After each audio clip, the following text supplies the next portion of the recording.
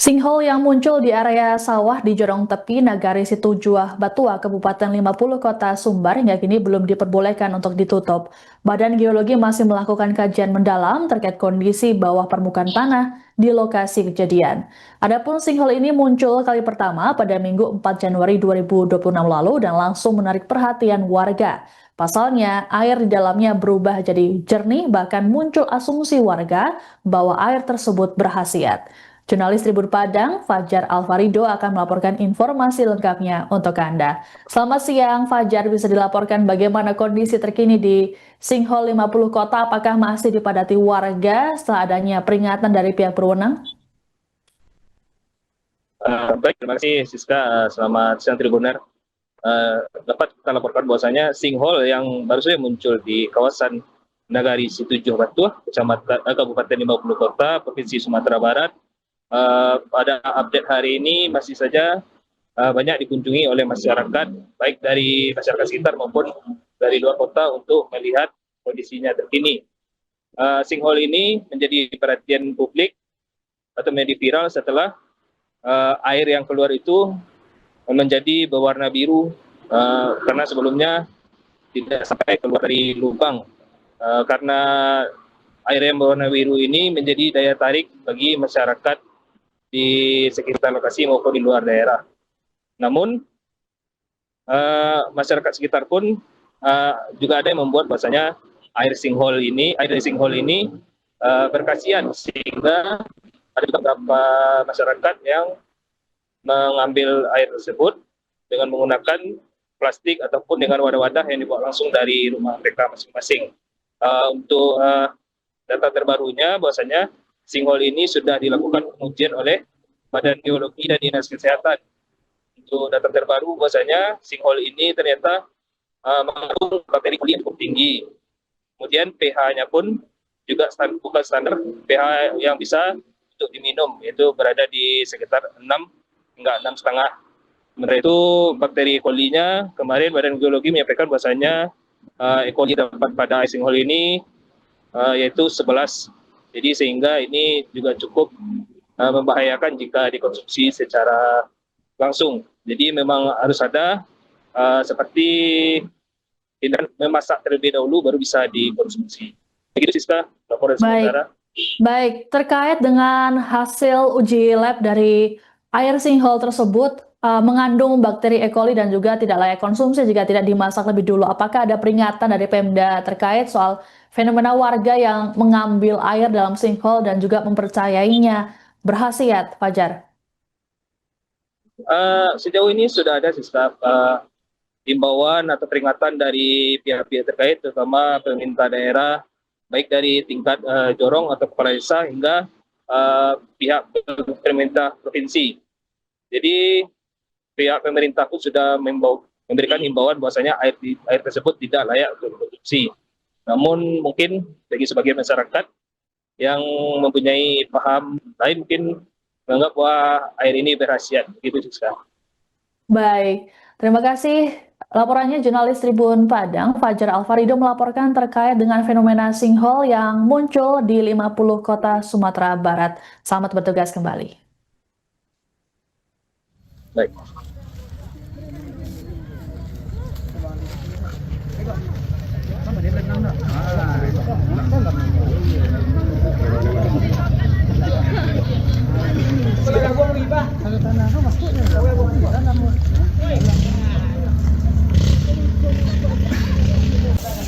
Jadi dia rasiko lawan sinkhole lah.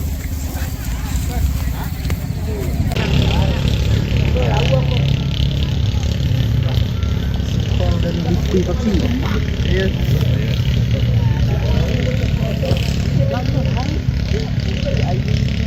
Ayahnya ya. Ayah hiram punya. Kok warna merah, iya benar. Bisa menjadi hal-hal yang dianggap mistis, dianggap sesat. Karena dari kondisi airnya, berdasarkan pengecekan dari Dinas Kesehatan, pH-nya itu 6,5, masih di bawah 6,5. Jadi kondisinya kurang baik untuk diminum dari sisi pH. TDS-nya sih oke, Fe-nya oke. Yang kurang bagus itu, yang tidak bagus itu bakterinya. Jadi E. coli-nya cukup tinggi, 11. Dari standar harusnya 0. Gitu loh.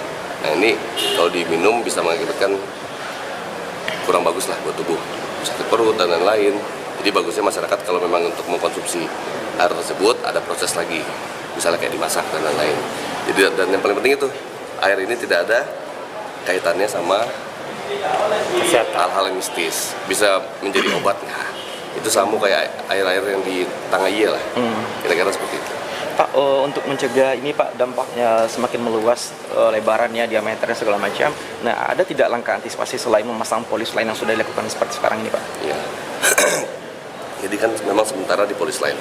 Nah, kalau dari Badan Geologi itu kondisi lubang itu juga tidak boleh ditutup karena untuk menjaga keseimbangan kondisi air. Makanya kondisi air itu tetap seperti itu kan, Terbuka dan tinggi airnya segitu terus walaupun diambil keluar. Jadi itu keseimbangan alamnya di situ. Makanya tidak ditutup. Nah, makanya tadi perlu dicek lebih advance dari Badan Geologi ini udah mulai dicek. Tapi memang butuh waktu. Karena itu kan mengecek kedalaman di ronsen istilahnya. Kalau manusia itu kayak di ronsen, kedalaman seperti apa, berbahaya seperti apa. Tapi sejauh ini menurut Badan Geologi masih dianggap itu aman. Nah, tapi memang ada batasan. Kalau batasan amannya sekali itu di radius 50 meter. Radius 50 meter.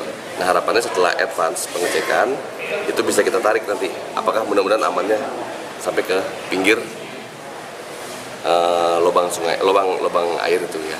Pak, sebagai wagub penegasan saja Pak, ini kan masih banyak masyarakat yang datang sengaja ke sana, bahkan menabrak itu Pak aturan polis lain.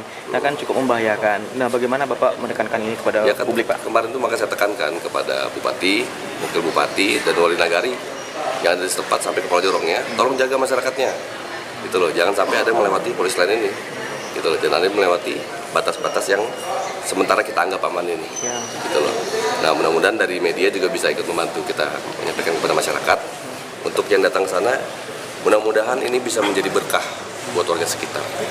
Entah itu bisa menjadi tempat dilihat orang, tempat untuk mungkin kedepannya bisa jadi itu menjadi tempat yang pariwisata mungkin bisa jadi ke depan, tapi setelah kajian advance ya.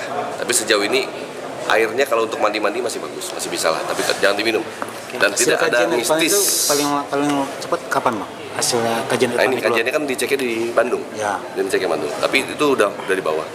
Itu untuk kondisi kalau kajian dari geologinya butuh waktu yang agak lama, karena itu sifatnya ronsen bawah tanah, gitu loh. Sifatnya ronsen bawah tanah. Jadi butuh ya waktu memang yang agak lama. Nanti kita cek lagi lah. Kita minta percepat kemana memang Badan Geologi. Oke. Untuk yang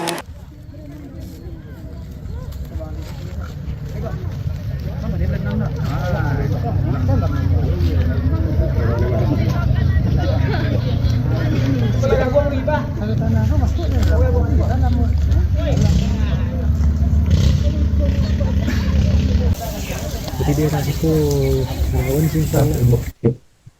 Badan Penanggulangan Bencana Daerah atau BPBD 50 Kota Sumatera Barat memprediksi potensi kemunculan sinkhole baru.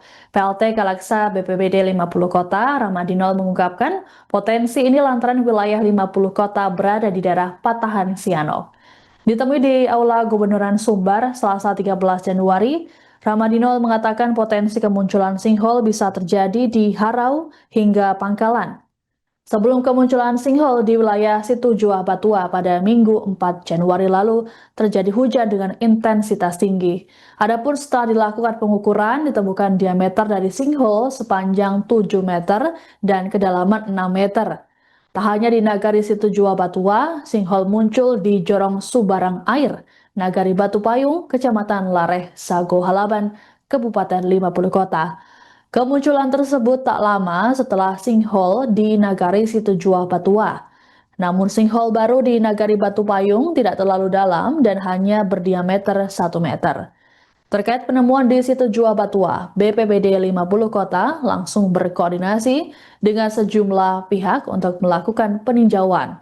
BPBD juga memasang garis polisi agar warga tidak mendekati sinkhole. Adapun dari hasil uji lab Badan Geologi, air dari sinkhole tersebut mengandung bakteri dan tak layak konsumsi jika tak dimasak lebih dulu.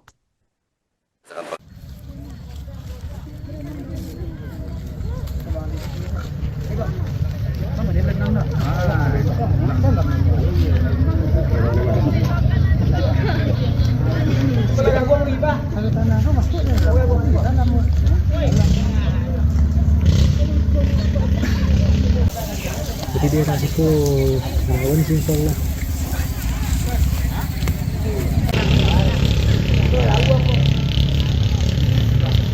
Sinkhole dan likuifaksi. Iya.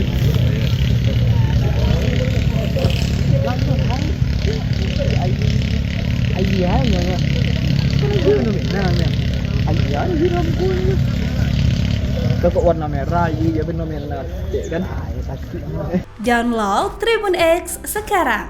Menghadirkan lokal menjadi Indonesia.